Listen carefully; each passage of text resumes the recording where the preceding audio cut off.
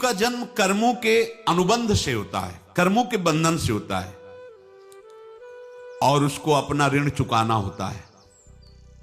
कर्मानुबंध ये बहुत सूक्ष्म विषय है। जैसे आप जिस परिवार में जन्म लिए हैं तो उस परिवार के लोगों से आपका ऋण है, इसलिए उसी परिवार में आप आए हैं। और ऋणानुबंध उसको बिना चुकाए या बिना वसूल किए आप वहां से जाएंगे नहीं। आपको लेना है तो वसूल करना है, और देना है तो चुकाना है। ये पूर्व के जन्मों से निश्चित किया गया है।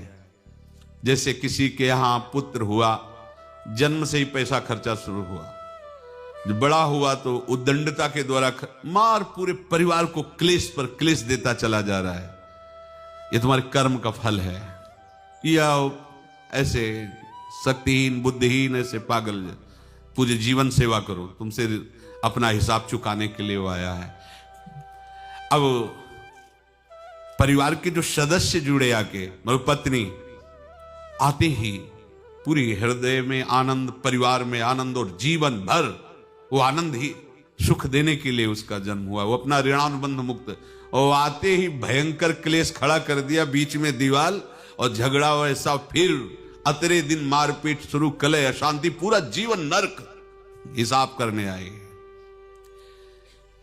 यहां ऋण चुकाए बिना कोई जा नहीं सकता, ऋण चुकाना पड़ेगा। किसी का ऋण वसूल करना है तो किसी को ऋण चुकाना है, दोनों काम करने होते हैं। अनेक जन्मों में अनेक लोगों के साथ हमने जो बर्ताव किए हैं, अच्छे या बुरे, वो होंगे। अब किसी आदमी को हम जानते नहीं, अचानक मिला, अचानक टक्कर लगा और मार पीट गाली गुप्ता सब कर दिया, चुपचाप सह लो। क्यों? ये आपका हिसाब है, पूर्व का हिसाब। हमारा उससे कोई द्वेष नहीं, कोई संकल्प नहीं। अचानक घटना घटी और हमसे द्वेष करने लगा, हमें पीटने लगा, हमें गालियां दे, ये हिसाब है, चुपचाप सह जाओ।